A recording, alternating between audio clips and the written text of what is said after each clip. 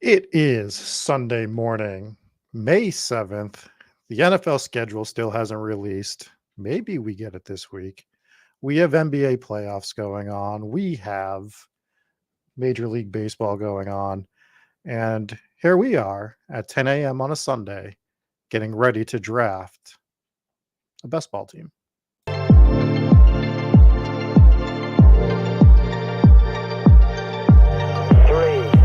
two, one, liftoff.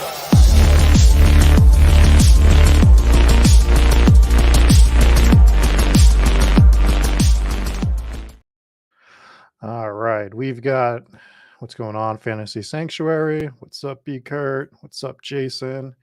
Getting ready to do this draft. We're going to do a Draftkings draft this morning. I want to see if I properly set up my overlay over the weekend. I've fired a couple puppies, but I've also been firing some of this DK draft, which I really like the payout structure. There are some things I would prefer to tweak with it next year, but it's like sort of nitpicky stuff. But I'm going to be entering right now. I will share my screen. I just pressed the enter button and we'll get going on this draft. I don't want to share audio. Let's share. So, actually, only waiting for one. So, if you're looking to jump in, you better do it quick. There we go.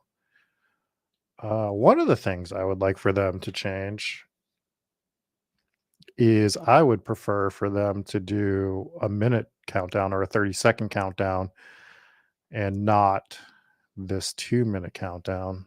That's a little long for me to be waiting.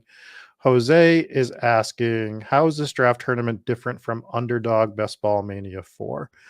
So, if you're talking about in terms of the way it's played, it is full point PPR, first of all. There are 20 picks instead of 18, so you get 2 extra spots on your team that you can take. It's also the bonus scoring, so 100 rushing yards, you get bonus points for your player, 300 passing yards is bonus points, 100 receiving yards, you get bonus points. So you're looking for guys that can hit bonuses on a relatively consistent basis. So like I already like Patrick Mahomes, like he's the cover guy on this one, so this actually helps make a great point for him is I already like Patrick Mahomes a lot for Underdog because I think he can throw for 303 pretty much every week for the most part. He won't do it like 100% of the time, but he's going to be doing it a lot. So if he's throwing for 300 yards a lot, he's getting those extra bonus points every week, which helps offset some of the rushing upside for Jalen Hurts and stuff. So I think it bumps him up a little bit. Brent, I cannot help you with that. Oh no, B. Kurt didn't make it in. We're getting the 6th spot here, which is not my favorite spot. I mean, it's fine because we usually get Cooper Kupp there, but that's about it. That's about the best last spot because at 7, things get a little dicey sometimes, although Bijan's been going a lot lately as well. So I'm not seeing my overlay. Figure this out next time, I suppose. Thought I had downloaded it properly. Oh, click the open draft board. Oh, we do have a draft board. Look at that. I do have it working. Look at that. We have a draft board. Are we all excited? Do you like the draft board? Naked Mahomes? I don't think you have to go Naked Mahomes. His stacking partners, other than Travis Kelce, are all relatively easy to get, so you can double stack Mahomes quite easily. And no problem, Jose. There is a bunch of different drafters is also great. If you're looking for drafters, is a completely different format. I'll go over that in 1 second. We are going to be on the clock in 1 moment. Okay. Yeah, I do see my percentages showing up here. I must not have downloaded everything properly, but we do see that the tool is working. So do we want to go Tyreek or do we want to go Cooper Cup? I've been doing Cooper Cup quite a bit in this predicament, so I'm going to take Tyreek Hill. I do think I'm going to be a little underweight on Tyreek Hill this year. All right. Now, where did I have that draft board? Still trying to get used to all this. So we do have the draft board up. Hopefully everybody likes this. Okay, so the other thing I was talking about is drafters. So if you want something more cumulative scoring, there is no playoffs on drafters. You play weeks 1 to 17, and basically the highest scoring team throughout the year is the winner. There is no playoffs. It's just the best team for the year wins, which is fun. I'm glad that not every site does it that way, but I'm glad there is a site that does it that way, if it makes sense. It allows for a different format, a little bit of different playing. So yeah, that's what I'm looking at. I do really like the draft board for DK. I was kind of, I guess, indifferent towards getting one. I didn't think it was a necessity, but now that we have it, I like it a lot. We are going to have to fix this this situation and make that look a little bit better. But yeah, this is nice. This is nice. So to get the draft board and to get some of these other tools that we have, such as like seeing who you've actually drafted, it's the Spike Week tool. You can get it at spikeweek.com. And clearly it is advantageous for you to do so. Definitely advantageous for me to do it while drafting on stream. We can see, not only can we see what everyone's drafting, I just noticed that we also have what we've drafted up here already. So like we have 0010 because we've only drafted a wide receiver right now. That is probably even better than the draft board because we don't really have something like that on DK. So that is going to be nice to see what your team is lining up to be. Very happy about that. So great job by Hacker putting this together. Really, really good stuff. All right. Cup at the 6. My wide receiver 2 says the Fantasy Sanctuary. Yeah, I'm big on Cup this year. I usually say Cup over Tyreek Hill. But because I've been doing that, I'm just going to I just grabbed Tyreek this particular time. So it's a two spot thing here for me. Do I want Mahomes or do I want Pollard? I'm not going to get either. And since he's the cover boy, let's go ahead. Let's get Mahomes. Let's do a Mahomes pick here. Since we talked about him, we might as well grab him. We will see what kind of team we can build with Tyreek Hill and Patrick Mahomes. See, this 6 spot, it's not terrible for the first and second round, obviously, but I love having one of these top 3 to 4 spots because that 3 turn, like those first 4 picks usually in the 3 turn are still, it just feels like there is a massive gap that happens in this 3rd round. So we do see Pollard go to the guy who drafted Jonathan Taylor. Interesting to see if they keep pounding running back or if they just, because I would lay off the gas here with RB unless somebody like Nick Chubb actually fell to me. And maybe I would take Nick Chubb, not touch another running back for a while. And by while, I mean like late, and just run with basically 3. Bullock saying that Rob is back on his Mahomes. Feel like I'm watching last summer. I will not have 50% Mahomes this year, unfortunately. It is going to be relatively impossible to do that, but I will draft. I have no problem with the early quarterbacks. I know a lot of other streamers aren't drafting the early QBs, but I think that is a foolish endeavor, personally. So, yeah. B. Curtis saying Gibbs is going to bump into that mid R3 gap. Probably, and I think it's still fine on DK when he gets there. Let's see what we got here. We got Ramondre. Let's take. I'm going to take Ramondre. I do like him quite a bit. What were we talking about? Oh, Gibbs. I think that Gibbs is fine on DK on the full point PPR. I think once he hits that third round on underdog, I'll have no Jahmyr Gibbs personally.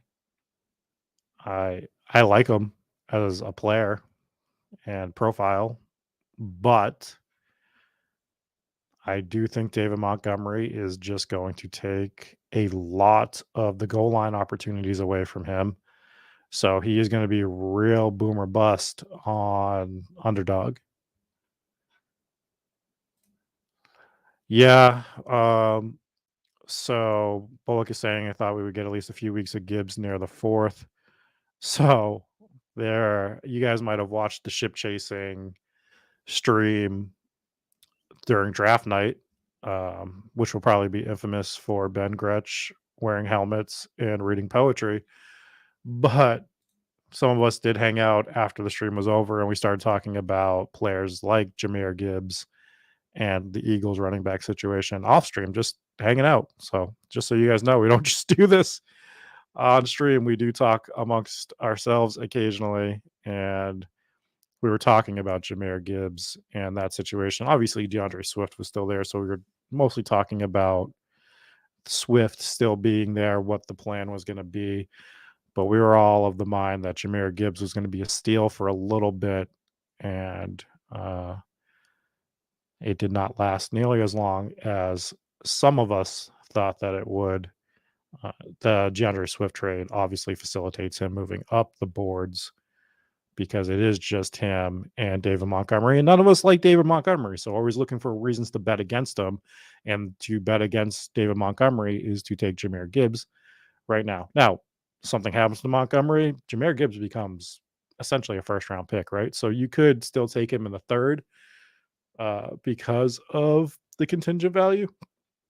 Excuse me. But once he hits that third round, I think I will still take him on DK, but probably going to be fading him elsewhere. All right. So this is sort of the problem we run into when we start taking a bunch of players that aren't wide receivers because we took a QB and an RB. I do think that wide receiver starts to get a little tricky around here. I don't think it's terrible still, obviously. I do like Cooper a lot. I've been drafting him over Hopkins. But because we've been doing some different stuff, let's take Hopkins because I still think he's going to get traded this offseason. So let's do a D-Hop team. How do I feel about the DK prize pool this year? I actually love the DK prize pool this year. I think they absolutely nailed how to do a flat payout. My one problem with the DK prize pool, it is 1.2 million people in the tournament, so I understand it's a lot of people, so the final is going to be large, but I do think the final is a little too large. I wish the playoffs were a little tougher to get through. Maybe we find a way to go from 1,000 to 500. And this is some of that like nitpicky stuff I was talking about. I'd prefer a smaller final, but keeping these flatter payouts. The payouts are just, it is the best payouts in best ball this year, in my opinion. They nailed how to do a flat payout. I think other companies should take notes on what they did with that. And I think there is some overlap between all the companies on what they're doing, where you take underdogs 400 and something person final, which is what I really like about underdog. I like that the final is quote unquote smaller. It's still tough for me to say smaller because when I made the finals 2 years ago, there was 100 and something people and it got bumped up to 400, but still 400 is way better than 1,000. So I like that underdogs is 400, and I'm not 100% a fan of their payouts this year. Not my favorite, but they still do some things right, of course. What's going on in the pound? Yeah, so it's e- I still think there's improvements to be made across the board, but I think DraftKings, for the most part, got things legitimately as close to right as anybody this year. So nothing for me to go like, you know, angrily go down to Boston, grab a picket sign, stand outside the DK offices or anything like that. But yeah. Oh shit, we're on the clock. Uh let's grab McLaurin, maybe. See Goddard. Looks like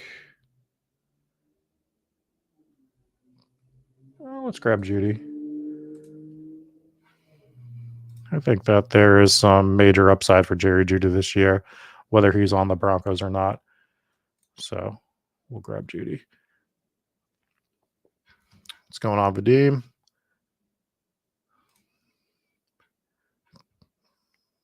Nice. Be Kurt. Cobra Kai took Gibbs mid round 3 last night. But on what site did you take him mid round 3? That is the question. Was it DK? Because I think DK is fine. Was it underdog? Because it's probably bad, in my opinion. This draft board is nice, huh? We're seeing what people are doing. So we see an 0320, a 113, an 023. So the Jonathan Taylor Pollard Jacobs team, which we eyed, did take Josh Jacobs. They took Hawkinson as their 4th pick, and then they took Christian Watson. So that's pretty interesting. I am seeing that, not completely, but Swift is not good in the 5th round, I will say. We've been seeing that people on DraftKings have been getting better at drafting now. Maybe it's because it's early, and that's when all the sickos are actually out drafting teams. Maybe it will soften up as the summer comes. In fact, I'm sure it will soften up as the summer comes in. But yeah, the drafts haven't been completely shit crazy. There has been some crazy stuff that has happened. I have seen some drafts start quick, start with some crazy picks in the first round, but nothing like insane consistently in my drafts. I saw one person's draft that was a little outlandish. Can't remember who that was. So this is actually like the $1 million question, Bullock. What are your expectations on games Kyler plays this year? It's not just, for me, it's not just games Kyler plays. It's games Kyler plays as Kyler. And I'm not sure we're going to get that this year. I feel like Arizona is setting up to throw this year away. We're on the clock and we'll continue this talk in a second. What do we got going on here? We could take Goddard, get our tight end.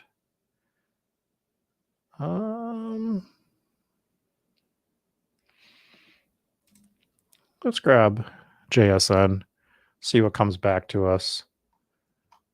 I have some places I'd like to go. With that, let's grab the draft board. I do see that the yellow does not work. I'm going to have to adjust some colors on this. So for me, I think Arizona is setting up to throw this year away.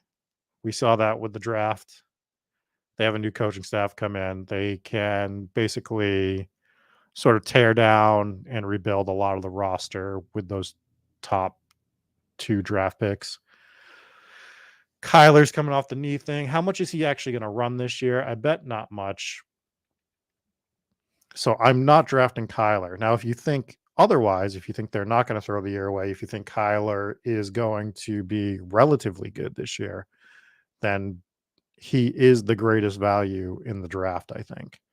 This was actually something, as I was walking my dog the other day, I was looking at a draft board and I saw where Kyler was going somewhere, relatively 10th, 11th, 12th round. I can't remember directly off the top of my head, but in that wheelhouse.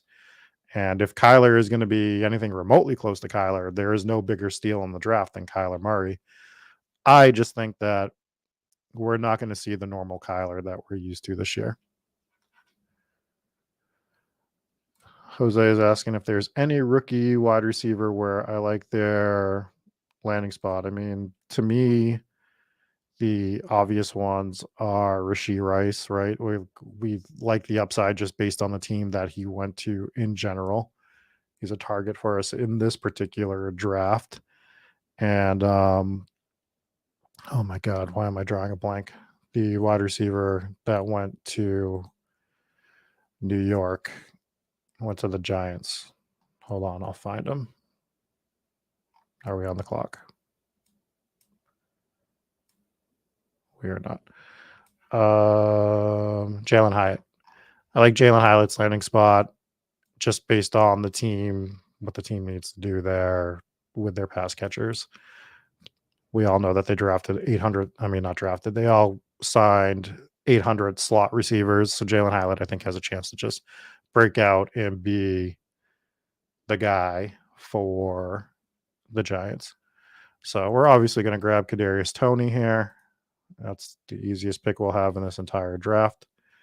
But yeah, I do think that for this particular year, there are some sketchy spots for wide receivers that were drafted. We would have liked different spots for some of them. JSN, one of them. People are nervous because of Metcalf and Lockett, but I think he'll be fine. I don't think it was the best landing spot. I would never argue that going to the Seahawks is the best landing spot for any wide receiver based on the play style. And we know that they want to keep doing that because they drafted another second round running back. So it is going to be a little bit muddy, but I do also think that the Seahawks might be one of the more undervalued teams outside of DK Metcalf, right? So I think if you nail Seattle, you got Geno Smith, who's really cheap. You can do some really good things there. Bullock is saying that Rashee Rice's ADP is 141 now, over under his ADP at 100 in August. I think that's going to really depend on camp reports, obviously. That first preseason game where we start to see what they're rolling out there for wide receivers, but I think it'll probably be above. I think the Rashee Rice signing just shows that they are trying to rebuild the receiving corps. It's going to be, they're going to try to, I think they're just going to try to manage Travis Kelce throughout the year, to be honest. I know he's a tight end, not a wide receiver, but we know that he's a wide receiver playing tight end. So I think we're going to be on the clock here in a second. Let's go to this all tab. Let's see what we got here. Boom, boom, boom, boom, boom.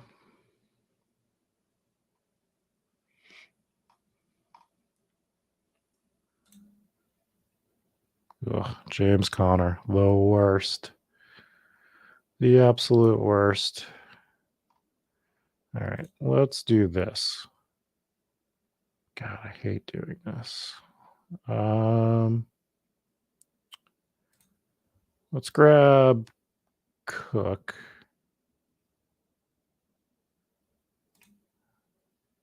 And let's see what comes back to us. I have two players I'd like to go to here. So, yeah, I think that the Kansas City wide receiver situation is going to be real similar to last year. I think everyone's going to get really excited for Rashee Rice, and I think rightfully so, based on, just being drafted by Kansas City. I think you should have some of them, but for me, Kadarius Toney is the number one Kansas City wide receiver I want. I think the upside is just too there, and if he's going to stay in the 7th round range, getting the Mahomes Kadarius Toney stack, and then you can add Rashee Rice, you can add MVS, you can add Noah Gray. I guess you can add Sky Moore. I think he'll be the most underweight of the wide receivers that I have for the most part that are legitimately drafted for that team. But maybe I'll still mix in some Sky Moore. I think that they're going to decide to not really use him a ton this year. So I think Toney, Rashee Rice, Noah Gray are going to be some of the stacks that I have for A-Chain goes. That was the play for me. I was going to try to sneak A-Chain in there on this next draft pick, but we don't get him, which is okay.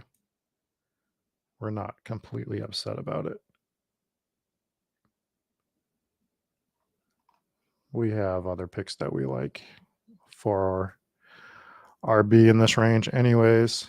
I think we're going to get one of what I think is the biggest values in drafts right now. And I am just mashing Alexander Madison, whether it's on Underdog, whether it's on Draftkings, whether it's on Drafters. That is pretty much a guy that I am smashing in every draft right now. One of the two to three running backs that I have just been grabbing whenever I can grab them. Look at that draft board. I know you guys like it. We have our Mary Lou's coffee that we haven't been drinking.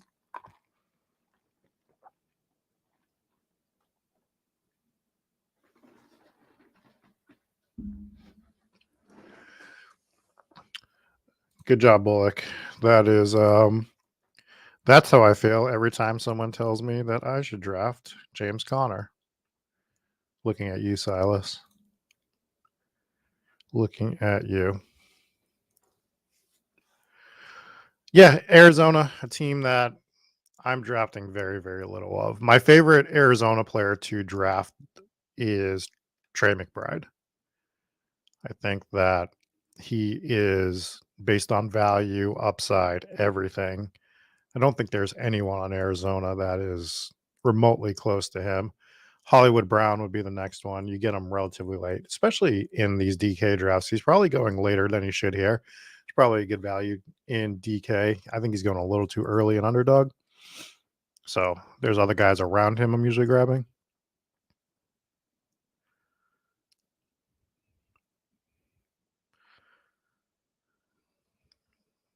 Interesting. You see the guy who took Kirk Cousins does not. Oh, he has Hawkinson. That is the 3 running back team. So he does have a stack with him. Always kind of looking at that stuff.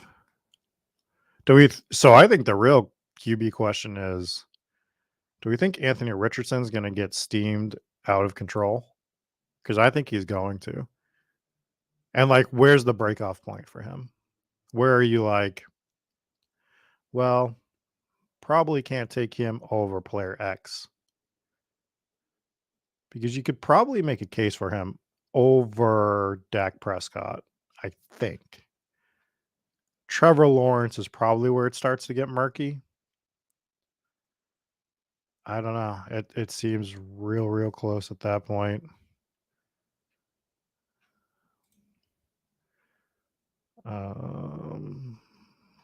We are on the clock.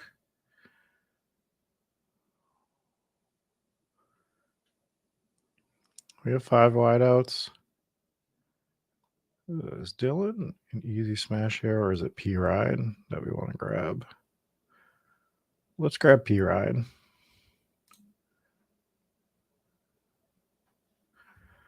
So that gives us, let's go ahead and read out our team real quick. We have Mahomes at quarterback, Ramondre Stevenson, James Cook, Alexander Madison, Samaje Perine at running back. Our wide receivers right now are Tyreek Hill, D Hop, Jerry Jeudy, JSN, and Kadarius Toney.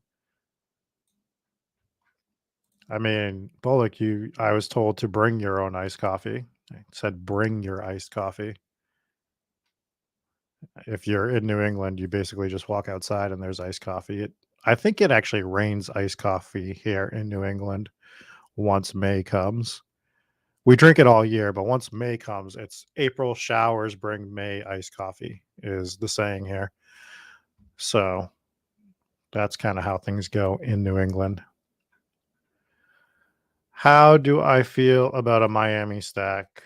I only ask because of having to invest a first and second round pick for Waddle and Hill. So you're talking about the full on Hill, Waddle, and Tua stack. I think it's fine. I'm not going out of my way to do it frequently, and I probably haven't done it yet. The problem is I heard this argument or this discussion, it wasn't an argument, on one of Pete's streams. I believe it was the one with Daigle. Uh, both great guys, both very knowledgeable.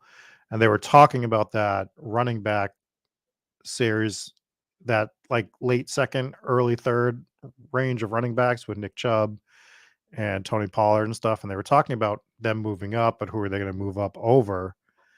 And I do think that they are going to move up, and I think it's going to be over Waddle and Devonta Smith and all those guys. So that T. Higgins, Jalen Waddle, we've already seen it start to happen right here.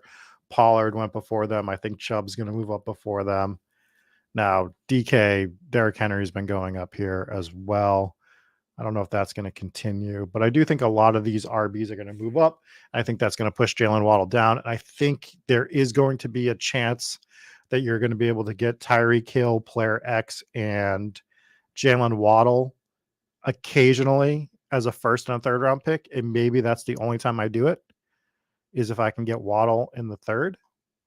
We are on the clock, and I am going to miss. And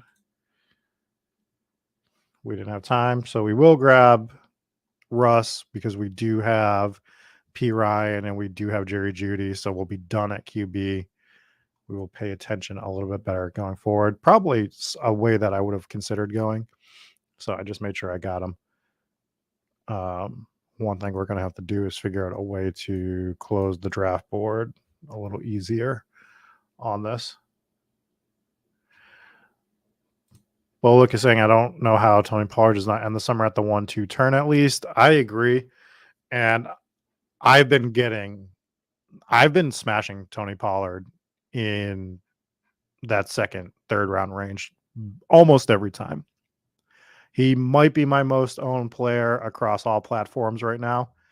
I am grabbing him almost every time that I can. Obviously, here I went with Patrick Mahomes, but I've been doing stuff like that. And I've even been doing, to make things a little bit different, I've been grabbing, I think you guys saw me do it in a draft with Bimeford this week, where I grab either Jalen Hurts or Patrick Mahomes in the first round, which I know sounds jarring, but it's so that I can get one of those quarterbacks with Pollard as a unique combo, because you're not getting both Mahomes, Hurts / Pollard a lot.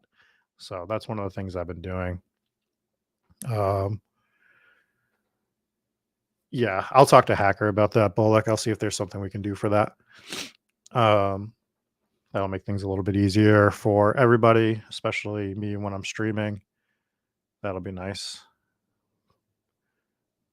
That will be nice. Maybe even highlight our team somehow, but that's me being very, very nitpicky. I don't know if he can do that, and it's okay if he can't, but closing it will be. Cobra Kai took Hurts 4th overall a few nights ago. I'm not going to say not to do it. I think the top 3 are the top 3, and I wouldn't stray from those 3. I think 4 is when you can start doing kind of whatever you want. We do see Rishi Rice go in this round, which is a little unfortunate. I'm going to go ahead and close the draft board. Hate drafting in the middle, especially when streaming. Just not something I love.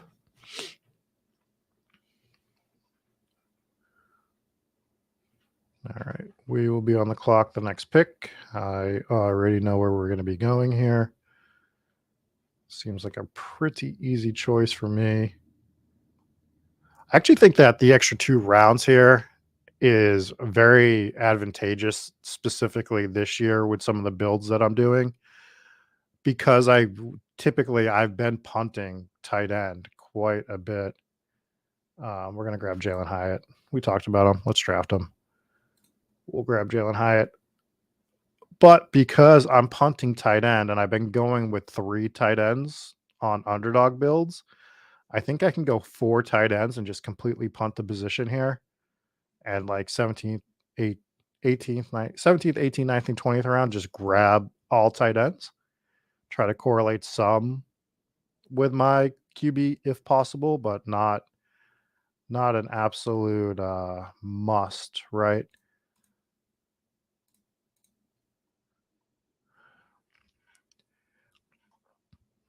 So those are that's another advantage to DK is doing stuff like that. Stroud's been interesting. I've seen him fluctuate like crazy in some of these drafts where he's been going. You know what else happened to me in a draft the other day? I think it was on Underdog. I got Michael Mayer, the tight end from the Raiders, in the 20th round, which I thought was insane. And as much as I'm not drafting Raiders, like when you get that ADP value, and I was drafting a tight end anyways, I was just like, all right, well, if I'm gonna have Michael Mayer, I might as well get 18th round Michael Mayer instead of wherever he's typically going. So you do see some crazy falls happen in some of these drafts still. We are on the clock here. We could take Sky Moore. Is there any other wideouts that we would really like to get? All right, chat. We'll do it. I'll do it for you. We'll take MVS. We will take MVS. I hope you're all happy. I'm happy. So we get our double stack for Patrick Mahomes. Probably will turn into a triple stack late in the draft. God, I hope I'm not getting sick. I don't have time to get sick. I will be in Pennsylvania. So I will definitely be here next Sunday. We'll be doing the Sickos stream with me next Sunday. The following Sunday is up in the air. And I might have some of them me next Sunday. I might get one of the newer guys from the content team to do a draft with me. I think it'll be drafters next week. I kind of want to rotate through every site, but I think next week will probably be drafters. If not, it'll be Draftkings again, I believe. But the 21st, it might be me, it might be somebody else. I have to go to Pennsylvania for a convention. So I'm leaving Thursday and the plan is to come home Saturday night. But there is a chance we decide to stay for the Sunday portion of the convention since we're vending. I have a table there. So there will still be a Sunday stream in 2 weeks. I'm not 100% sure who it will be. But we will be doing these all summer. There'll be a few Sundays that I have to take off. I'm playing in the main event of the World Series this year. So the week I do that, unless I get knocked out super early, I'll probably miss that week as well. I have a weekend in June I might miss. But the point is, even if I'm not here, somebody will be here doing the draft, whether it's Bime 4, whether it's B Kurt, it might be him, Trev, it might be a few other people. Jose saying, thanks for the Sunday best ball streams. I get to see the other tournaments. No problem at all, man. That's the point of sort of the Sunday streams. And it's not just going to be the Sunday streams that are doing all these other tournaments. We are going to be drafting and discussing basically whether it's Underdog, whether it's DraftKings, whether it's Drafters. We might mix in some FFPC. We're going to be doing everything here. We want to make sure that you guys are getting literally everything. And if you see Hodgins, he's highlighted in green because he correlates with some other players that we have. Let's grab Jalen Warren. Let's just not miss out on him. He's kind of moving up boards. I want Jalen Warren. So we're going to draft him. And I'm fine with reaching a bit here and there for guys that I want. Warren's another guy I've been grabbing a lot of. It is the main event. I'm playing in the main event for the first time this year. I'm pretty excited about it. It's been a dream since I was 16 to play in the World Series main event. And I will be out there. I'm flying out there on the 4th of July. I'm just debating if I want my day one to be July 5th or 6th. But either way, I am playing one of those 2 days to start. Exciting times. Exciting times. So, big RB run here. Kind of glad we grabbed Jalen Warren when we did. It's amazing to see people are still falling on that Ezekiel Elliott grenade. I do think he gets signed, but I can't do it. Not for me. Not for me.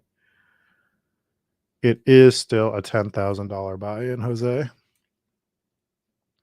I am not paying $10,000 to play. I won my seat at the end of last year, so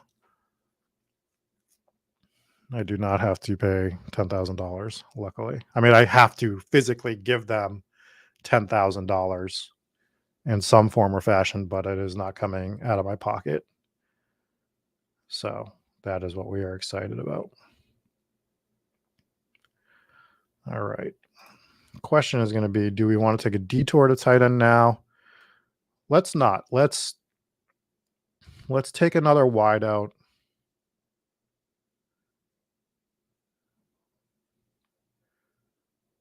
What pick are we at? 174.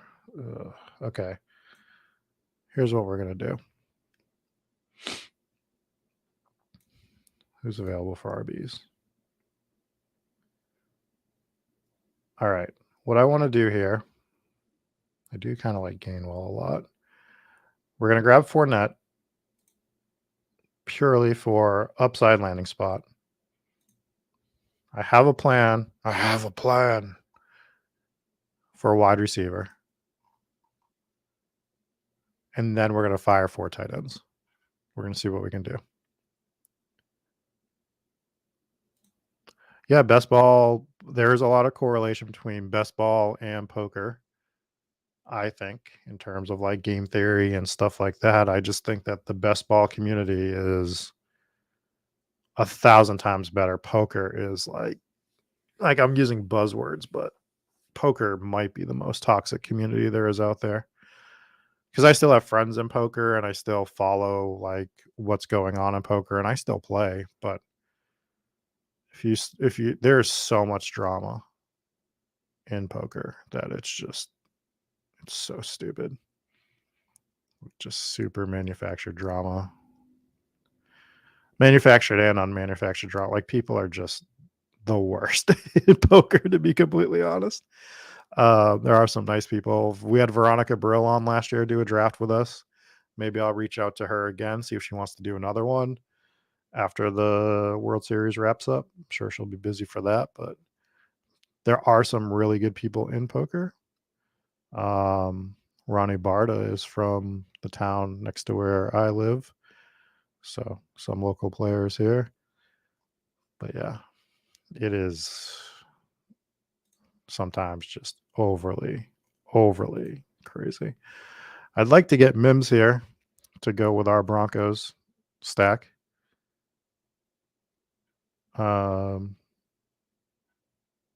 That would be the ultimate goal. And then we're just going to fire tight end. We're just going to rip through tight end as much as we can at that point. So we do get Mims. I'm going to read out our team real quick. So at quarterback, we have Patrick Mahomes, and we also have Russell Wilson. At running back, we have Ramondre Stevenson, James Cook, Alexander Madison, Samaje Perine, Jalen Warren, Leonard Fournette. And we have at wide receiver Tyreek Hill, D-Hop, Jerry Jeudy, Kadarius Toney, Jalen Hyland, MVS, Marvin Mims.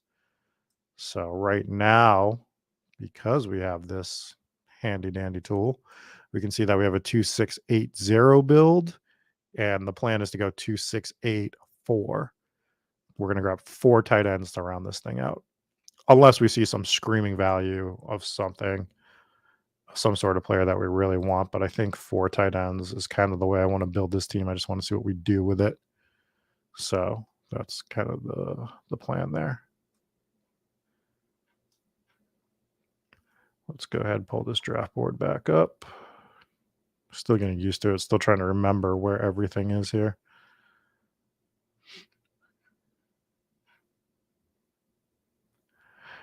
Mike is saying my last 5 or 6 picks are going to help me dominate 2018.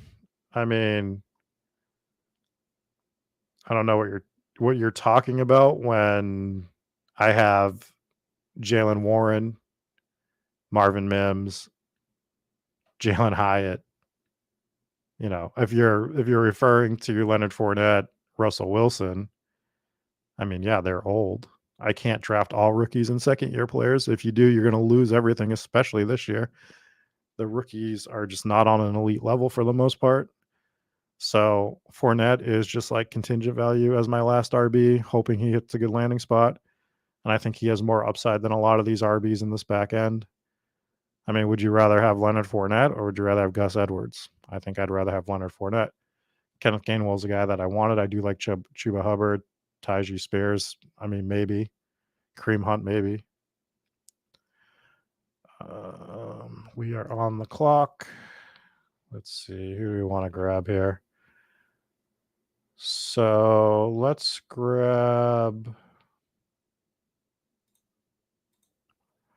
I don't grab Hayden Hurst a lot. I really don't like the Carolina offense, but he is a tight end in a system with a rookie quarterback who's going to need some security blankets. So let's start by grabbing him.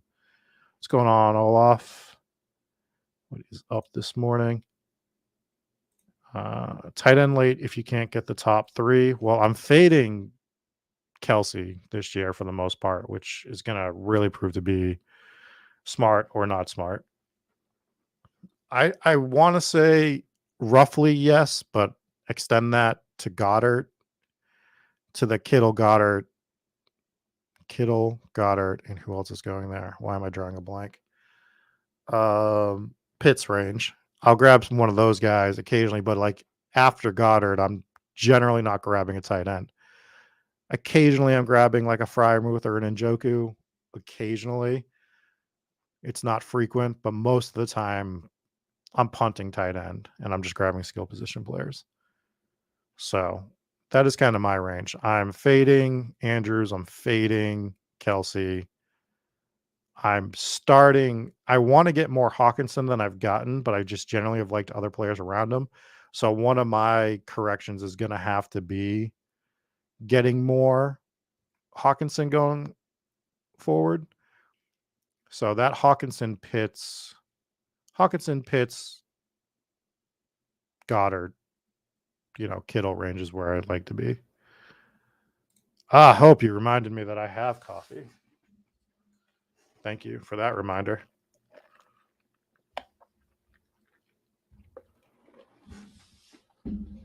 I totally get this point of view, Olaf, that you don't see anything changing in Kansas City and you're on Kelsey.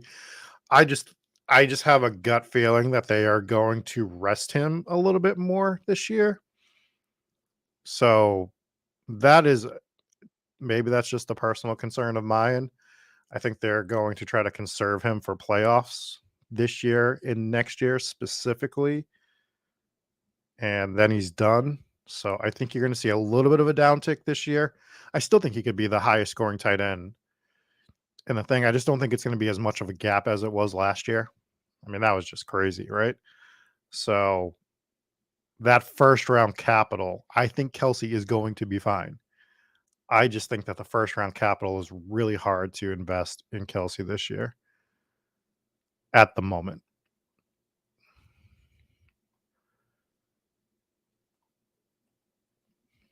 Again, we see highlighted green names for same team. So we have JSN. So obviously Noah Fant is highlighting. We have DeAndre Hopkins. So Trey McBride is getting highlighted. I like Fant and I like McBride, but we talked about McBride. So let's draft him. Go ahead and take Trey McBride. And we're still going to fire 2 more tight ends to finish this up. We'll pull up the draft board again.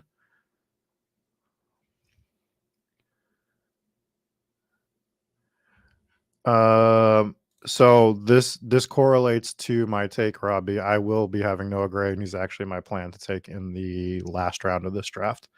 So we'll grab one more tight end. We'll probably grab Noah Gray. And it allows you to get a player that's not getting drafted much. If that actually does happen, Noah Gray could be, a spike week guy where like a tight end spike week can be 8 points, right? So that is something that I'll be looking for. I've already started taking some Noah Gray here and there in the 20th round. It is specifically when I have Mahomes right now, but maybe that'll change and I'll just start grabbing him whenever. So that is the game plan with him. Oh no, how frisky are we feeling this morning? Do we want to fire one more draft? This is going a little quicker than I thought it would. I have some time. We could fire either a best ball, a puppy draft, or I could fire another DK draft. Whatever everyone's feeling. Unless you guys want me to shut my face off, which I will shut my face off if need be. But we can do one more. Won't typically be two, but this morning I still have half a coffee. We can fire one more draft after this. If everybody wants one more. Totally down for that. I'm sure it's riveting watching me draft 4 tight ends at the end of a draft. I'm sure that's what everyone came here to see, actually. Laporta went a lot later than I thought he would. Why are you guys still drafting Zach Ertz? What is that? Why? I don't understand. Zach Ertz might be the easiest fade in the existence of fades.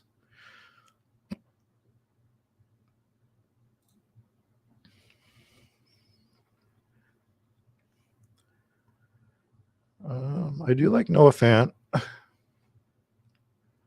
I keep forgetting that Tanyan went to Chicago. I probably won't remember that because I probably won't be drafting him this year, but always stands out that he went there.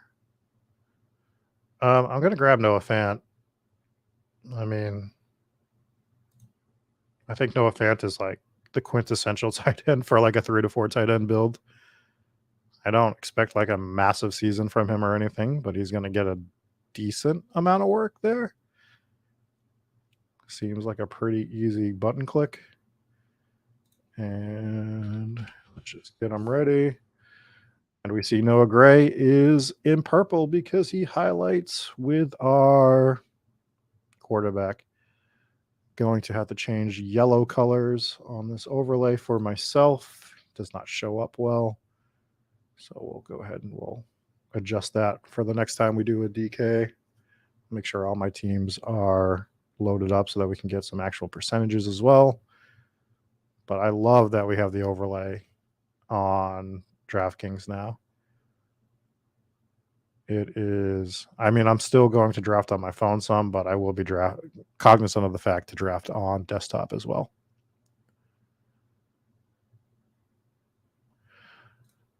I kind of hate Chicago wide receivers and tight ends. Just don't see a lot of volume there. I think you're going to see more than you saw last year. I'm not saying that they're going to lead the league in passing attempts, but I think Chicago is making a concerted effort to not have Justin Fields run as much as he did last year. I don't think they ever want to see that again. Is Musgrave really still there? I mean, I kind of want to grab him, but we're going to grab Noah Gray. So Hope drafted a 4 tight end team yesterday on DK with Conklin, Fant, Woods, and Kate Otten.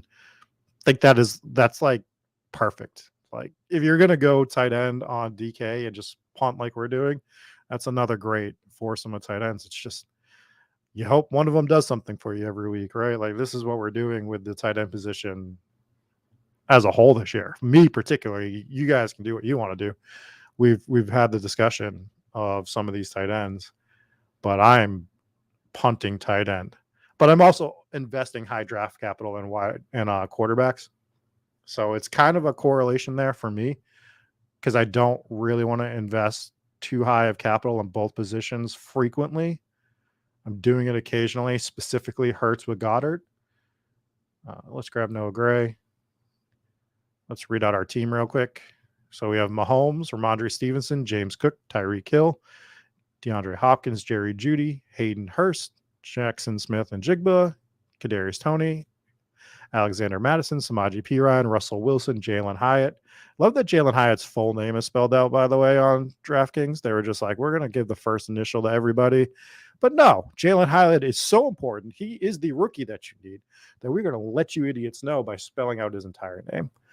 We have MVS next, Jalen Warren, Leonard Fournette, Marvin Mims, Trey McBride, Noah Fant, and Noah Gray. So if you are named Jalen or Noah, your full name gets spelled out on DraftKings. Anyone else, we are initializing that shit. All right. Give me, do we want to do one more? Do we want to do a DK or do we want to do underdog? I will give the chat 15 seconds to vote. And if we get no votes, we will sign off. That means that you're sick of seeing my beautiful face, my beautiful, beautiful face. But I need to know what we want to do. So let's do some voting.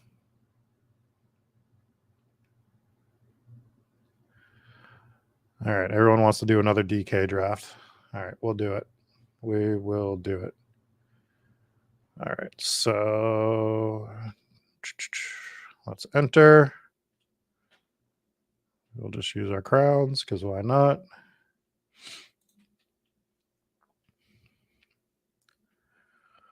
All right. So we need 10 entrants. So if you want to jump in this draft with me, there's plenty of room. We'll do one more DK draft. I should probably figure out when I'm supposed to be producing for Roto Grinders today. But I'm guessing baseball isn't till 12, till the show is until 12 something. So I think we have plenty of time. Again, won't be usually 2 drafts like this, but we'll do it this day. We'll do 2 drafts today. We have enough iced coffee to get through. I probably need to rewind my TV. Yes, we do.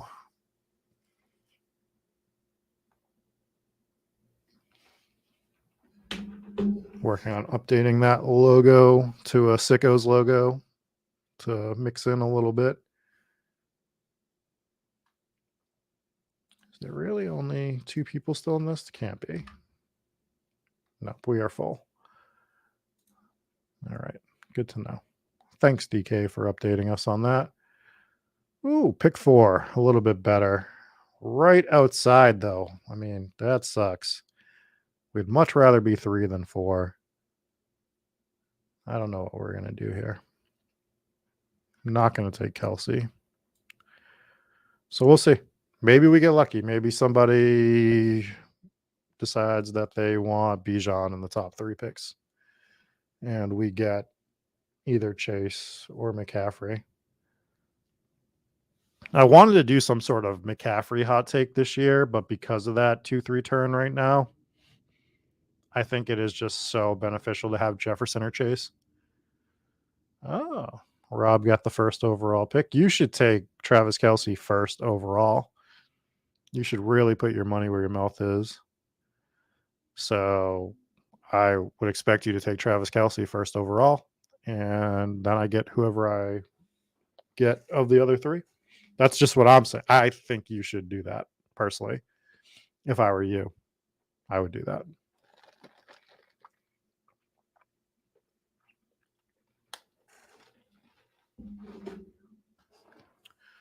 But we are the 4th pick.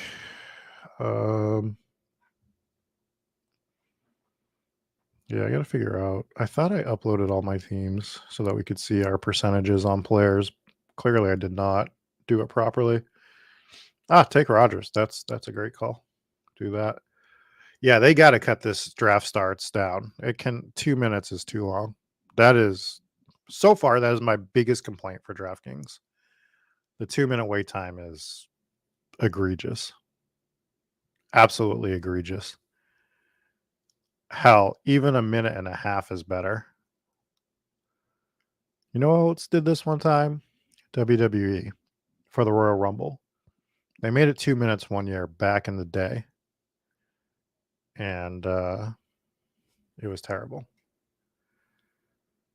All right, so we're seeing the typical stuff go on here.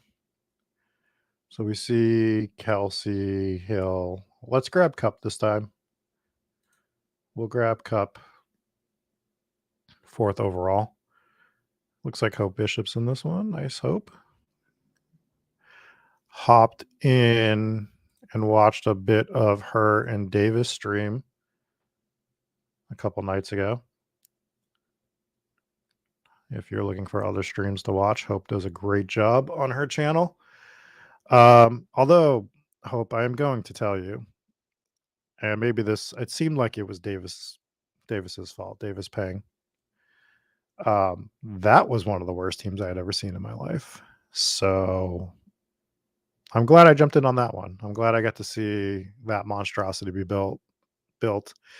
And I look forward to checking in with you in December and seeing if that team did anything. So I hope you named it appropriately. You should probably go back and name it Rob Hates This Team. That way we can discuss it.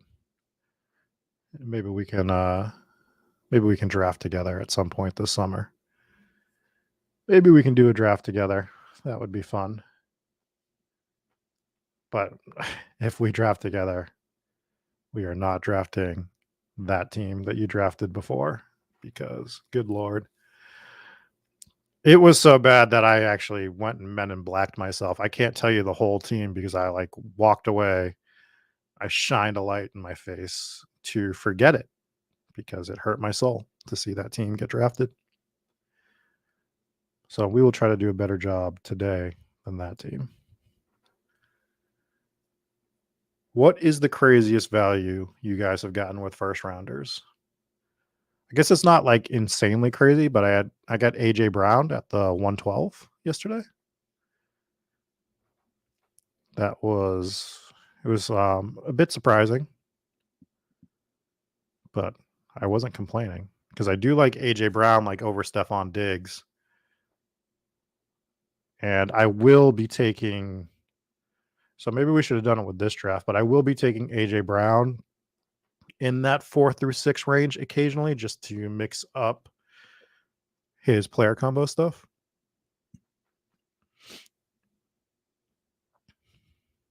So just a reminder you can do some stuff that is off the board, but isn't overly crazy. Because to me, what is the difference between Cup, Tyreek, AJ Brown? I do think Cup and Hill obviously have a bit more upside, clearly, than AJ Brown, but I think that their median's probably close.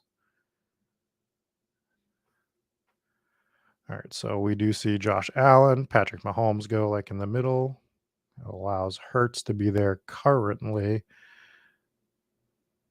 where we were 2 picks away. Once this next pick goes, I'll switch back over to the draft board, see what we can pair with Cooper Kupp. We see all 3 quarterbacks go in a row here. What is the guy with Bijan going to do?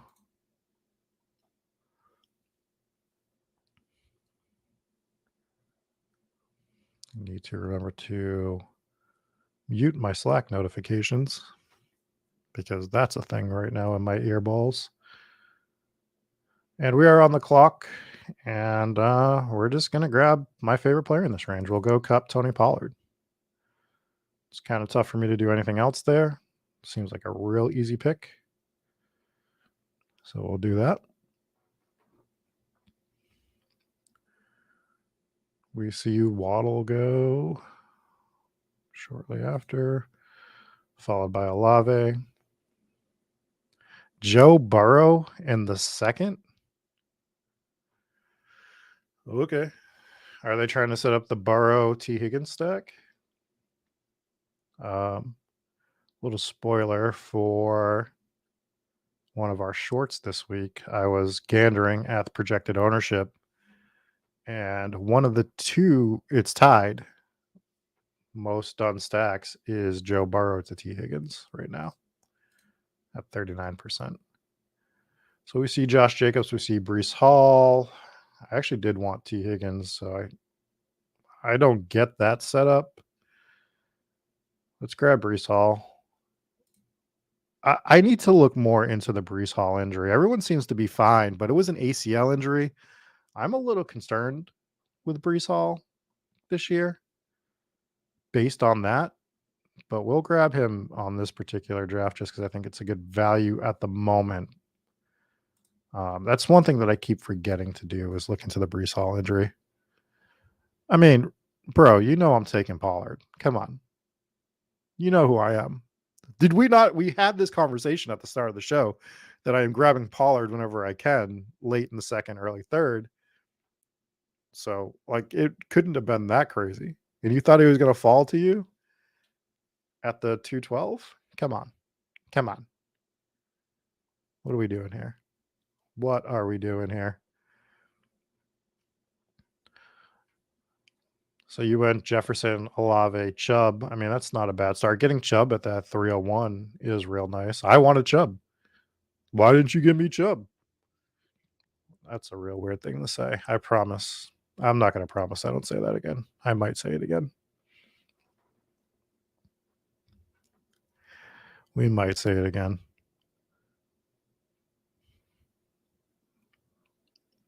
I actually think I like having the draft board more on DK than I do on Underdog. It feels a bit better, to be fair.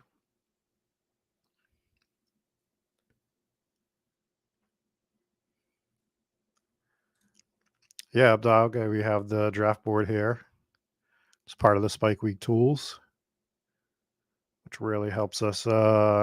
It'll help you individual drafts. Obviously, it's a little bit easier to follow the draft if you are drafting, but it also helps us with streaming.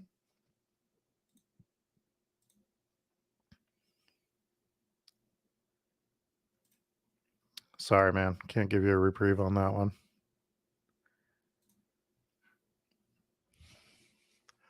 But yeah, it is very beneficial to us to have the draft board, whether you're streaming or not streaming. Let's see. Is there any wacky teams right now? Najee in the third. Just can't do it, man. This 12 spot is the all not Rob team. I'm still going to grab Taylor here and there, but I won't have a lot. Devontae Adams, similar but less. Najee Harris, 0. Dalvin Cook, 0. This guy's doing us a favor. He's our lead blocker. This guy is our lead blocker right now. He's getting rid of all of the stuff that we don't want. So kudos. Shout out to the 12 spot here, getting rid of all the players we don't want. Very helpful clearing that out.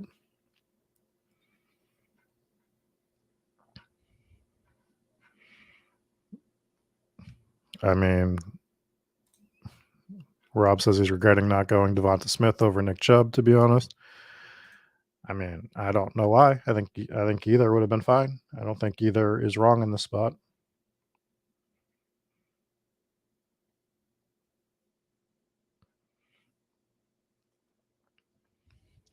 See Gibbs going in the 4th here.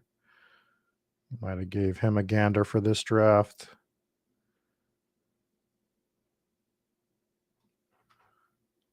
However, with Pollard and Brees Hall, chances are we are not going running back again for a bit.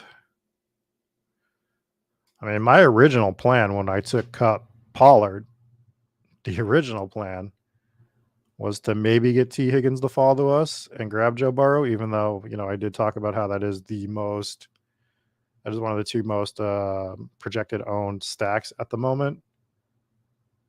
You'll hear the other one in the short this week. If you don't have the Spike Week tools, if you have the Spike Week tools, you can go look that up right now.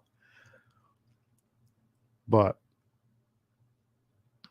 yeah, it was a little jarring to see Joe Burrow go. I mean, get your guys.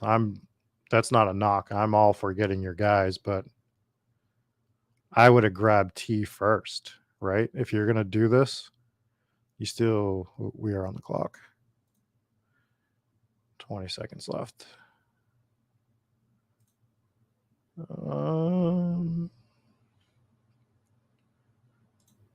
Let's grab Keenan Allen. It's not sexy, but he is much better on DK. He is a DK player for me. I don't know if I'll have him on like underdog at all, but drafters and DK where it's full point PPR, I think he's a much easier button click than on others. I know where I'd like to go for my next pick. You see Kirk go after us.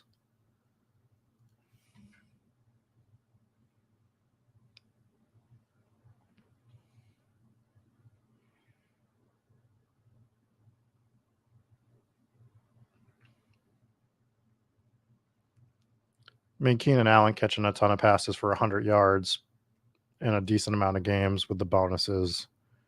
I think he is just he is the quintessential like Draftkings wide receiver versus underdog, where I just don't even look in his direction there usually. We're back on the clock. For me, we could do Herbert.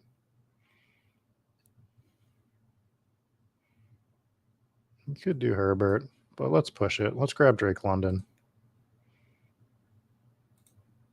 I'm a big Drake London guy this year. So we'll start our team with Pollard, Breece Hall, Cooper Kupp, Keenan Allen, Drake London. See what happens from this point on.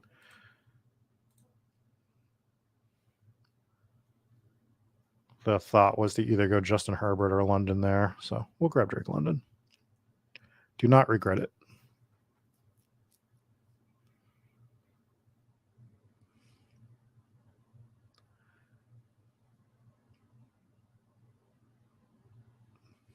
I mean, if we're being completely honest, the question right now is who do you feel is the lottery ticket to get in case something happens to Eckler? I have a gut feeling that the lottery ticket, quote unquote, for Austin Eckler, the backup, the contingent value, still isn't signed with the Chargers.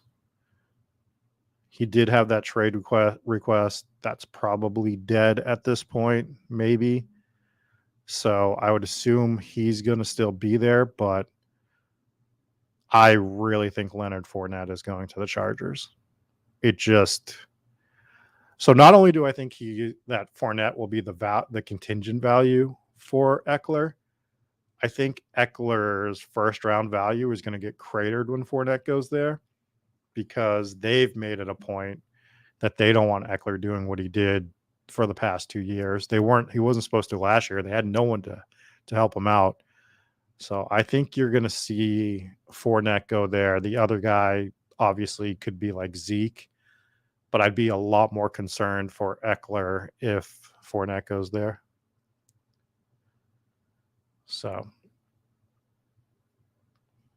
that's what I think is going to happen with the Chargers. And there's other guys that it could be too, right? Like we were talking about this Dalvin Cook situation where he might get cut.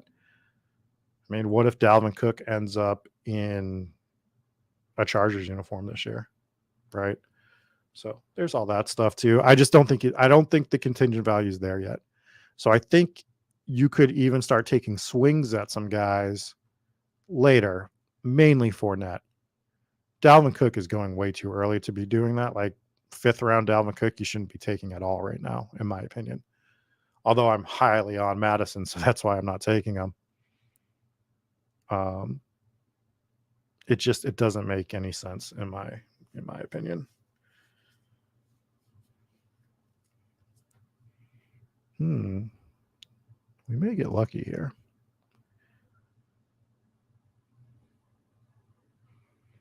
We may get lucky. I doubt it, but we may get lucky in this draft. No problem, Mike. It feels like another shoe is going to drop on that situation. So that is part of my Leonard Fournette exposure right now is thinking that he's going to go to the Chargers. To me, it's the team that makes a lot of sense. So makes it a little easier to start grabbing him in that spot.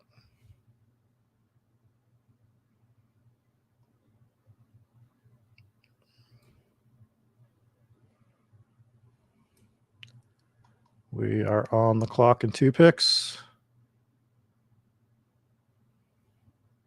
Let's see what Roofing Man. He grabs J.K. Dobbins, a pick that I do like. Spent some discussion about Dobbins, and we get Herbert in the 6th round. So that worked out really nice for us to get Herbert in the 6th round. I mean, we're going to snag that all day, every day. Get that stack. So thank you to everybody that didn't draft him.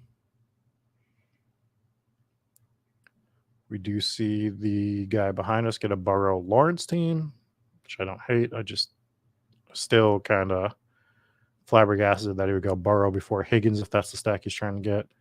And I think that's the stuff you need to be cognizant of, like when you're drafting. Like if that is something you wanted to set up, the way to do that is to take, and I'm not trying to knock on anybody, but if you're trying to set this stack up, Higgins is clearly the first one to take because Burrow's ADP is lower.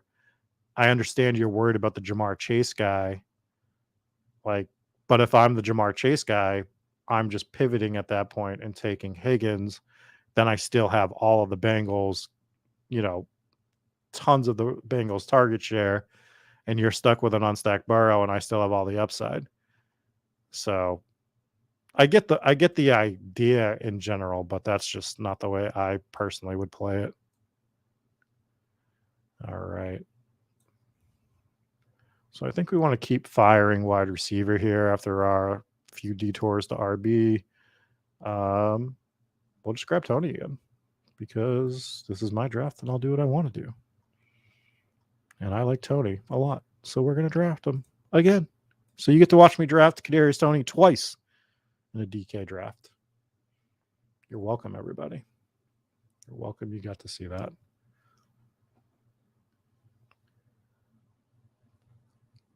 All right. So as stands so far, let's go over the team. Cooper Kupp, Tony Pollard, Breece Hall, Keenan Allen, Drake London, Justin Herbert, Kadarius Toney. Which team are we liking better so far? The one we drafted before or this one here? I actually really like the team before. I like this team quite a bit too. So feeling good about both drafts so far. Don't hate either of them.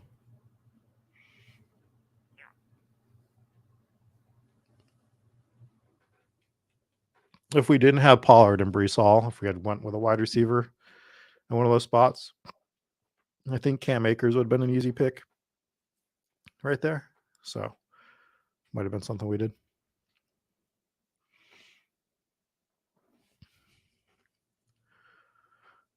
Ooh, that 12 team is doing some stuff.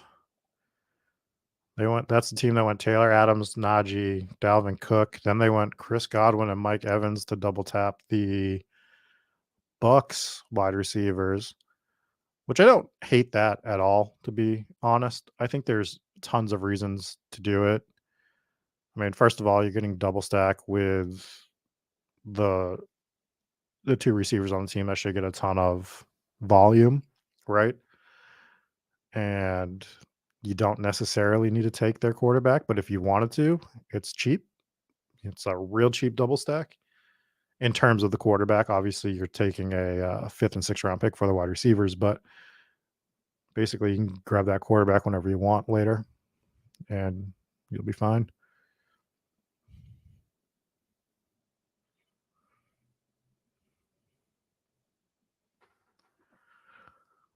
The Deshaun Watson stack is one that I am monitoring because I feel like as poorly as he played last year, there is some big upside to Deshaun Watson. And unlike Anthony Richardson, who's going like right around that range, I think Deshaun Watson's going to kind of stay where he is, maybe move up a little bit, but not much. So I think it's a guy you're going to be able to draft throughout the year at that spot and feel relatively comfortable with where you're getting him. So I am trying to be cognizant of taking Deshaun Watson. And you can get stacking partners for him behind, right? Like obviously Amari Cooper is the best one. And the guy who took Sir Eddie did take Amari Cooper and stacked him with Deshaun Watson. which is clearly fine. But even if you don't get Amari Cooper, there's Elijah Moore, there's Donovan Peoples-Jones, there's David Njoku. Like there's plenty of stacking partners to go after behind with Deshaun Watson. So I think I will be taking him as my first QB a decent amount, but also as my second QB when I'm grabbing one of these elite guys. So if I'm grabbing Hurts, Mahomes, Allen, I think I can grab Deshaun Watson here in this like seventh round, right? 1, 2, 3, 4, 5, 6. 1, 3, seventh round, and be completely done with the QB. Obviously, you don't need anything else. What are you going to do at that point? You're going to have Josh Allen, Deshaun Watson, and like, oh, I think I need to grab Baker Mayfield to round out this team. No, you're never doing that. And if you are, please make sure you're in all of my drafts because that is silly.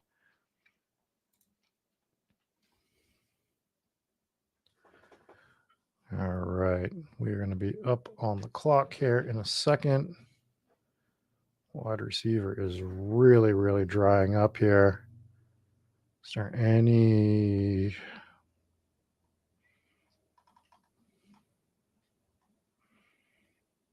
Let's just grab our double stack with Quentin Johnson.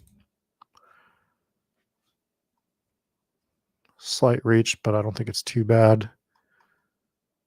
So we'll grab that double and we'll figure out what we want to do from there.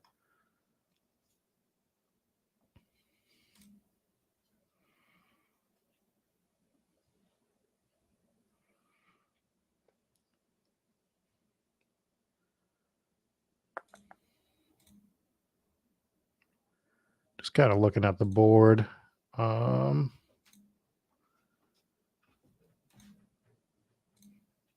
Seeing what we got available. I think I know what I'm going to do here.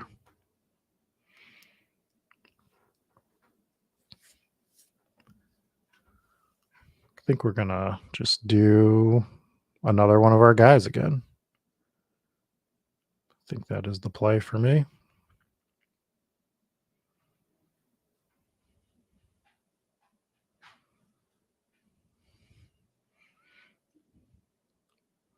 I heard Eric making fun of my logo on a show earlier this week, which sounded like pure jealousy. Very upset that he doesn't know how to brand his own name, but that's fine. So picks for me here would be Madison or A-Chain. The wide receiver pick would have been Jameson Williams for this team in particular. Based on the wide receivers we already have, I think he fills it out nice to come back in like that week 7 or 8, depending on when their bye is, and start contributing. But he's a guy that we can really like take on with Cup, Keenan Allen, Drake London, Kadarius Toney, Quentin Johnson. So he would have been a fine pick too. But we'll grab Madison. He's just a guy that we've been talking about. A-Shane is the other guy we could have grabbed there. But we grabbed Quentin Johnson.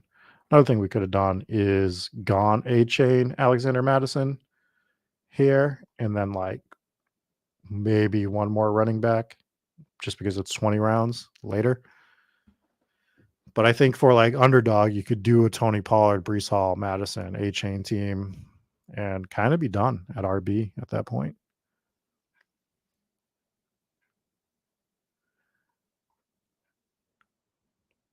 As we look at the draft board, this is where wide receiver really starts to get interesting to me.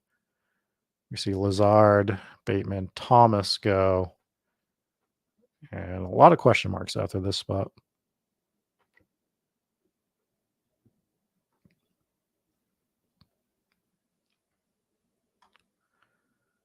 What's Hope got going on? Let's look at her team. She's got Diggs, Allen, Debo, DJ Moore, Jerry Jeudy, Miles Sanders, Cam Akers, David Njoku, and Rashad Bateman. Don't hate it. Starts with that Steph Diggs, Josh Allen stack, which is fun to have. I did it on the Hot Take show this week. My Allen ownership is going to be relatively low this year based on me wanting to take Hurts and Mahomes. And Hacker brought up the point based on examples I gave, you can go back and listen to that show, that Josh Allen sounds like a low advance rate, high upside player in the playoffs. And I don't disagree with that. I think that is actually accurate. My thing is Hurts and Mahomes are also high upside, and I just want to bet on two of the three. And I think that Hurts and Mahomes provide the most upside in general. So that is my particular take for now. But I won't argue against taking um, Josh Allen. But I think that taking two of the three and just building your portfolio behind having higher ownership to two of them is sort of the play. It's sort of my Jamar Chase example from last year, which we'll go over in a second. All right, so Jameson Williams does fall to us. So I think we're just going to go ahead and take him because he fits our team relatively well. So we'll grab him now.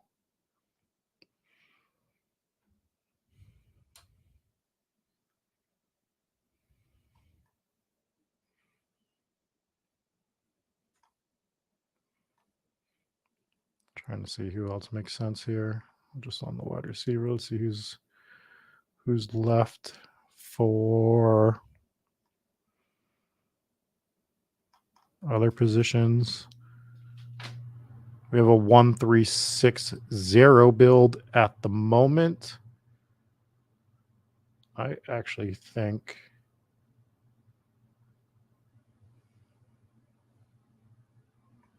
did he go? Did someone take him? We were going to grab Damian Harris here, but it looks like someone grabbed him. What do we got for wideouts? Jacoby, Thielen, KJ Osborne. I mean, I do like Mooney, but I think we're just going to go back to Hyatt here.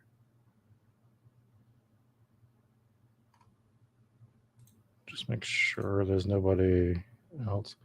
Actually, let's grab Goff as our second QB.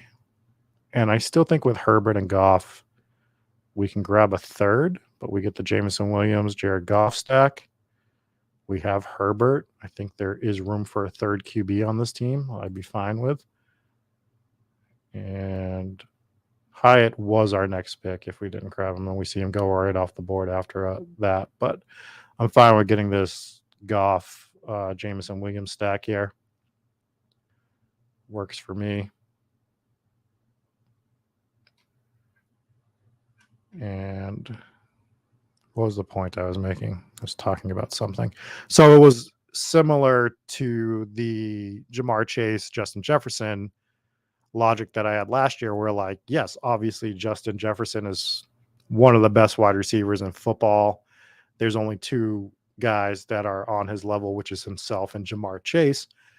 I just liked Jamar Chase on an individual game basis a little bit better. Like if you had to give me one game for a guy to explode, I think Jamar Chase's upside is like a razor thin margin higher.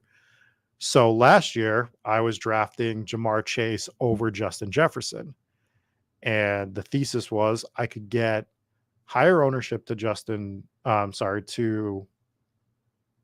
Jamar Chase. So I could get him at like 16 to 17%. But I was still getting Jefferson because he was falling behind Chase occasionally. So my ownership to Justin Jefferson was still 8%. So I still had average ownership, but because I was grabbing Jamar Chase above him on other drafts, I was able to double my exposure, right? So that's how I was able to do what I wanted to do with both players, essentially. And I think that is something you can be doing with certain players this year as well.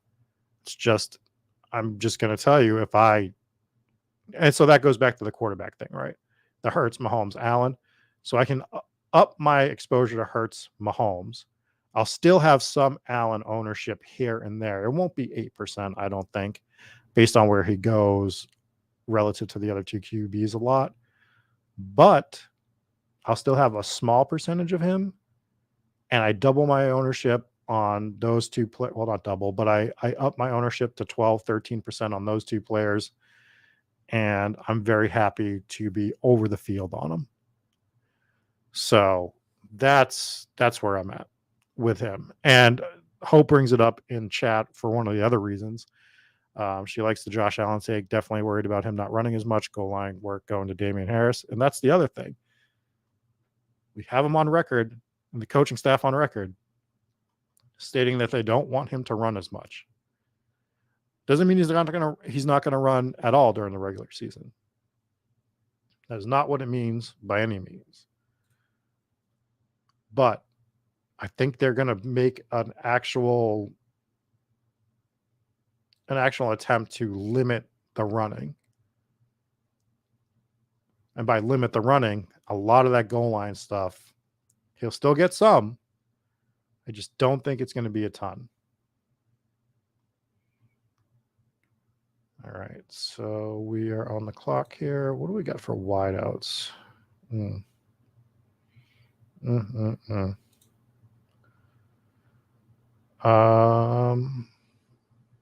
Let's grab Williams from New Orleans, I guess. Not my favorite pick. I think that's what we're going to do here.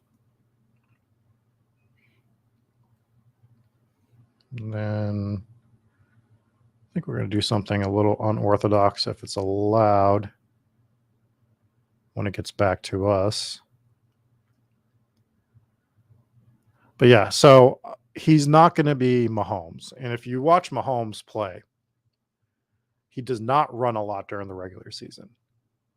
That upticks in important games towards the end of the stretch run of the regular season, and it super intensifies during the playoffs. He runs a lot more in the playoffs. So he is limiting his rushing. He's throwing the ball away more, which is just like super insanely smart. Because he can run. He just doesn't, to stay as healthy as possible. And it's very intelligent. But that's not Josh Allen. That's not Josh Allen's game. There is still going to be rushing upside with Josh Allen, even if he limits what he's doing, if that makes sense. But it's just not going to be what it used to be. He can't continue to do it. The guy that did what he does is Cam Newton. And once Cam Newton was done, he was done. We're going to grab Higbee right here. We'll go back to the draft board. So that's a concern for Josh Allen, is that getting limited quite a bit. So there's a lot of red flags. There's still a lot of green flags. We always talk about the red flags. There's still a lot of upside because it is Josh Allen. It's for me, I can't imagine you're going to see me drafting Josh Allen on stream a decent amount. When you are watching me draft, his percentage is going to be quite a bit lower than a lot of the other quarterbacks in his range. And it's one of those takes that I don't think it's a bad take if you are taking him. It's quintessentially the Jamar Chase take from last year. Don't think you were wrong in taking Justin Jefferson. In fact, you were right? For the regular season. You wanted Justin Jefferson over Jamar Chase in the regular season. Now, where the take ended up being right, because of the injury for Jamar Chase, his advance rate was lower. So in playoffs, you would have rather have had Jamar Chase. And that might be what happens with Josh Allen this year, where let's say 20% of Mahomes teams advance, 20% of Hurts teams advance, and 10% of Josh Allen teams advance.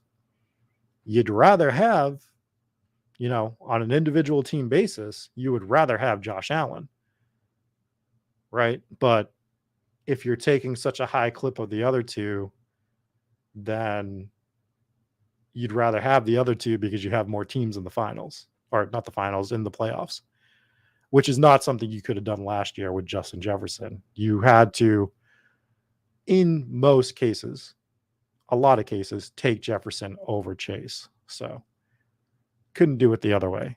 This year, you can do it the other way. So those are things those are like little micro edges and like micro analysis things that it might not matter to some people. You might want to flatten your exposure across all three, which is also fine. There's just certain spots that I look for in drafts that I can take stands. And I think that's an easy one to look at and make a decision. So that's where I'm at. We're there. Tony Pollard is the other one right now, which I know is not going to be something that we're going to be talking about much longer. He's going to move up, and Pollard's going to be where Pollard is, and I'm still going to be taking him. He'll be one of my higher owned early round pick players for sure. And I'm still settling in for other guys that I like. We're going to be on the clock soon, so let's drop this draft board.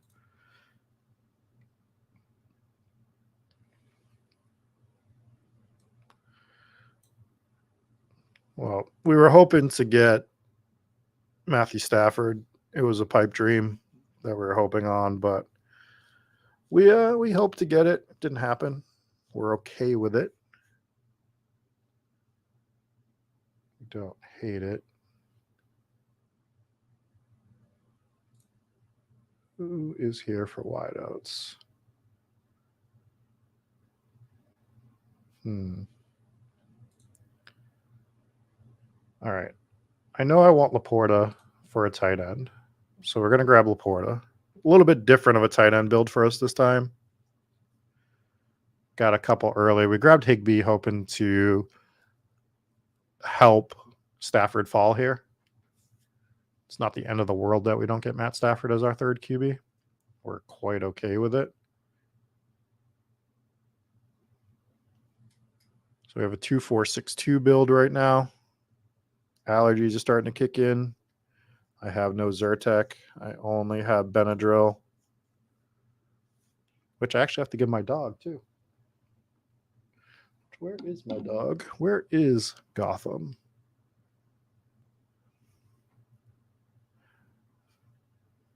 Maybe we'll have Gotham come make an appearance on stream shortly. Usually I play some music on this. Do we want to? Give me a minute. Let's make some picks. So I like Jalen Warren. Right? I like Curtis Samuel.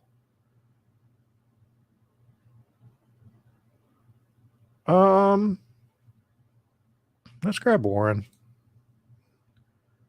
I think we can take some shots on some other wideouts a little bit later. We're probably going to grab 8 wideouts in this particular draft, would be my guess. I think we can. Let's read out the team. We have Justin Herbert right now, as well as Jared Goff at QB. We have Tony Pollard, Breece Hall,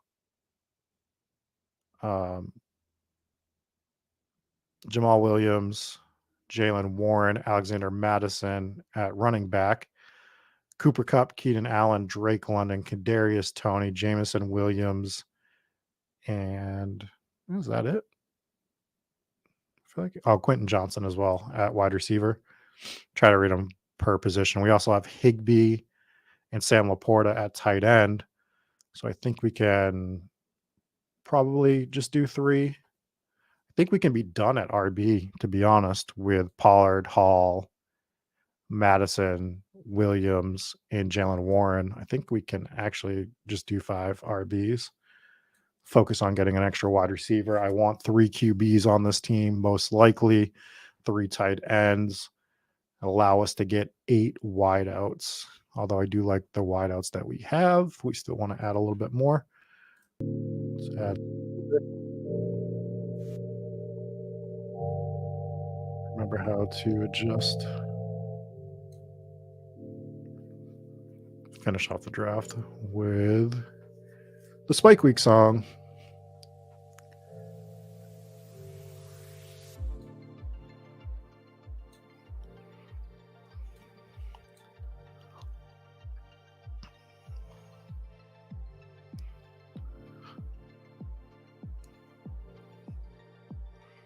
One of the things I think separates us from some other fantasy companies as a whole is all of our music is going to be custom for intros, for anything else. And shout out to Jesse Wilkins for making music for us. I actually love this track. I think it is great.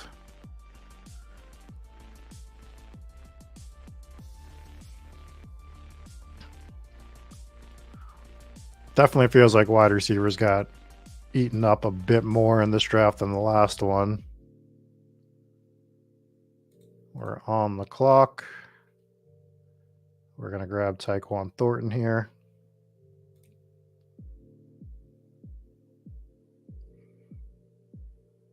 Sort of the easiest pick of the bunch.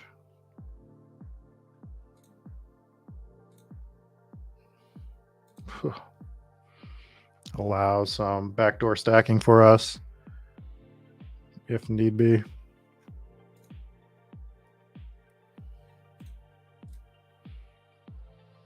What else can we grab here?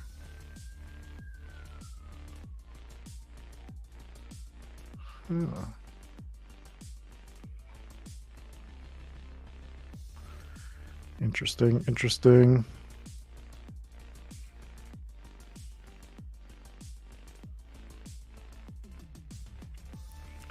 One thing I need to gander at is the tight end situation in Washington. See what they got going on over there.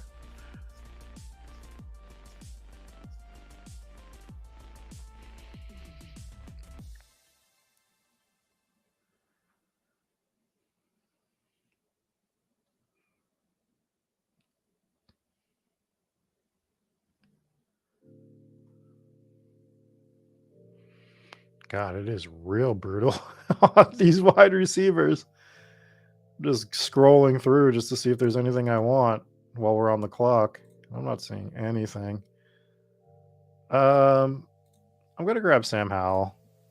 I know I don't have anyone to stack him with. I could have grabbed Mac Jones. I could have grabbed Desmond Ridder for stacks.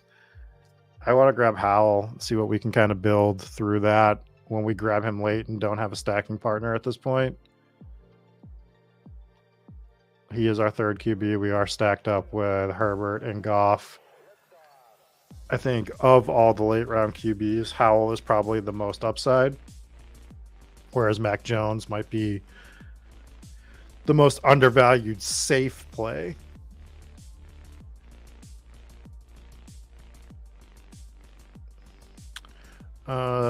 Sags is asking, hi Rob, is there a feature with the Spike Week tool where you can track stacks as the ADP shifts throughout the summer of best ball? Track stacks in what way? Are you talking like what the projected ownership is going to be, or like what you've drafted? Because you're going to be able to see, you can see what your stack ownership is for each team, right? You'll be able to see that in the tools. But we are going to be updating the projected ownership for stacks almost every day. So you can go in and, like right now, the one I was talking about earlier is right at the moment, Joe Burrow and T. Higgins is projected for a 39% ownership. Now, as ADP shifts, that can change, and we're going to be updating that ownership percentage based on the formula that we come up with for that particular stack. So yes, if that's the question, yes. But also, yes, you can track what your own ownership is at the moment. So if that's not answering your question, I'm just not understanding what you're asking. Okay, so it did. Okay, perfect. Yeah, so that'll be updated consistently. So that 39% might go down for Burrow and T. Higgins. Might also go up. So you can check it almost every day and see it changing.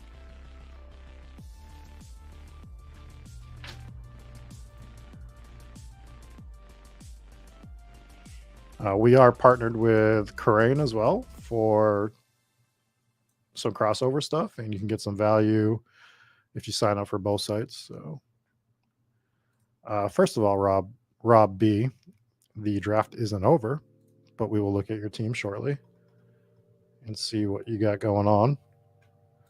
So we're done at QB. What I would like is a wide receiver and a tight end.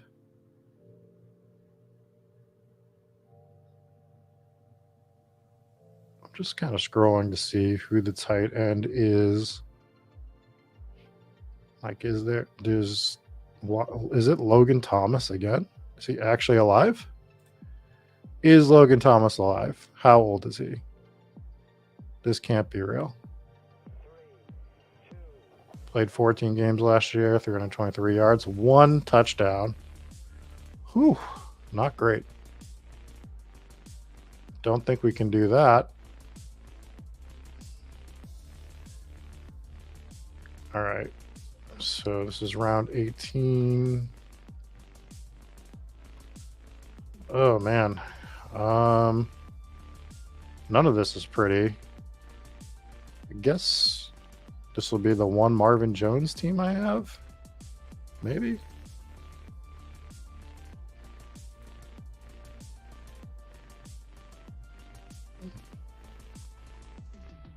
Maybe we'll grab Marvin Jones, I guess. I guess that's what we'll do.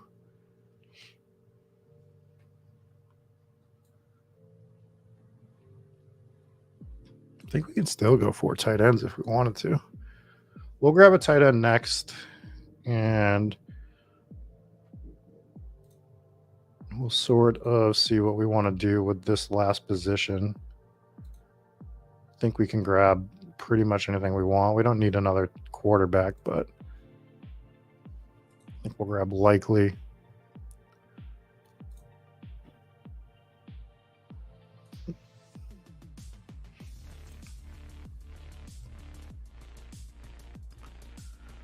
Um,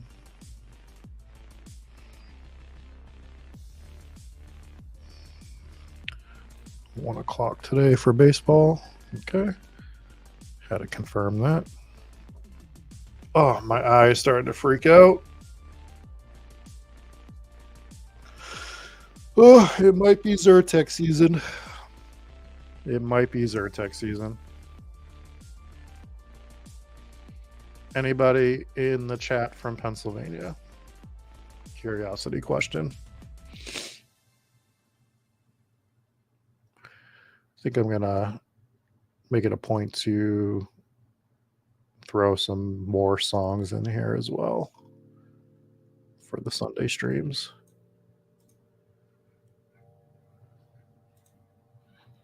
Also, how's the volume on that?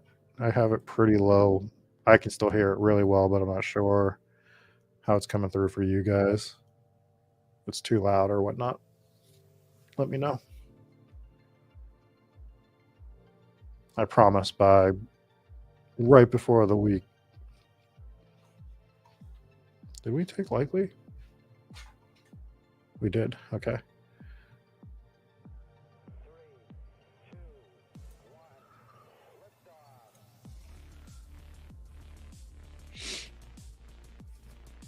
That's what we wanted to take anyways. Took Isaiah Likely. I do enjoy him as a late round pick.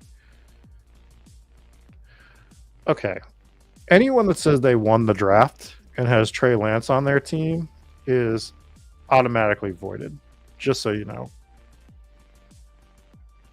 That is grounds for expulsion for winning the draft. Just putting that out there.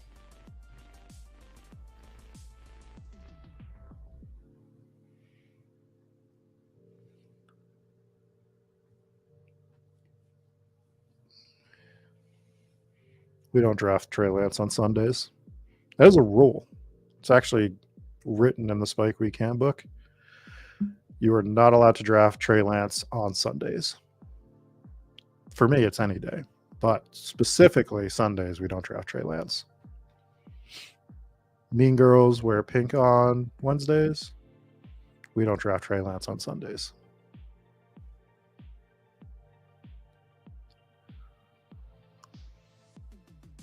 All right, get a couple more picks in here, and then we'll start looking to see who's available.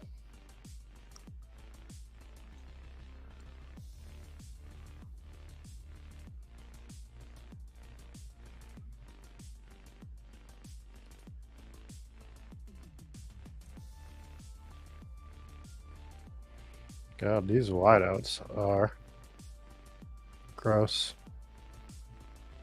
Quite gross.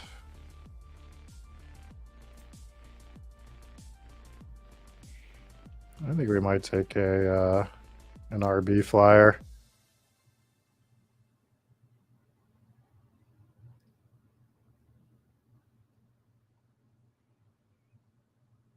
Might take an RB flyer here.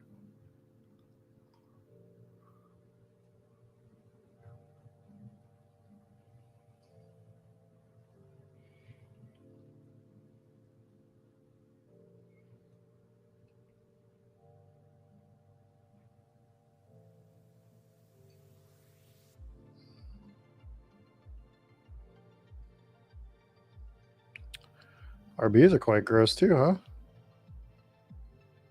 Let's grab Eric's guy. Let's grab Gray.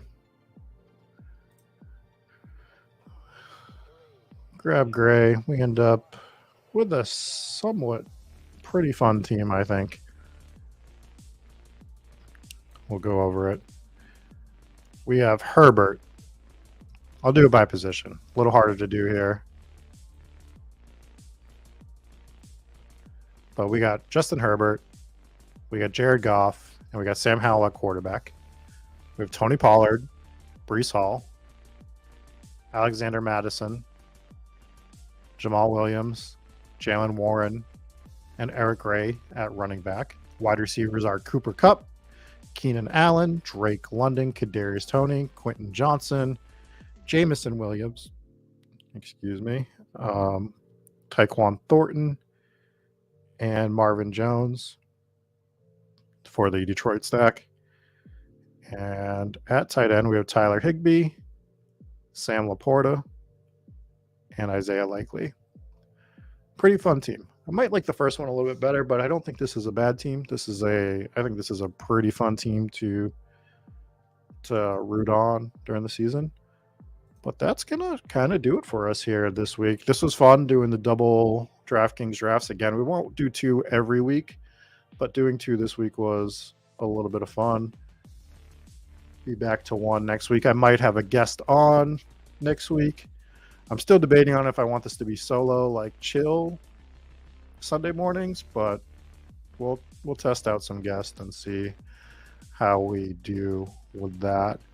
But until next time, this has been a lot of fun. I've been your host, Rob. This is Spike Week. Make sure you're having fun in these drafts, right? Usually I'm better at outros than that, but it is what it is. All right, we'll catch you later. Bye.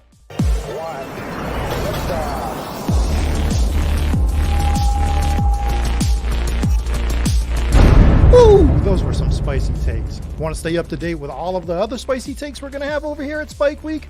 Why don't you press that subscribe button below? You turn notifications on, we draft a team, boom, you know about it. We have another spicy take, boom, you know about it. You can be there. You can draft with us. You want to stay up to date? That's how you do it. All right, we'll catch you later next time here at Spike Week.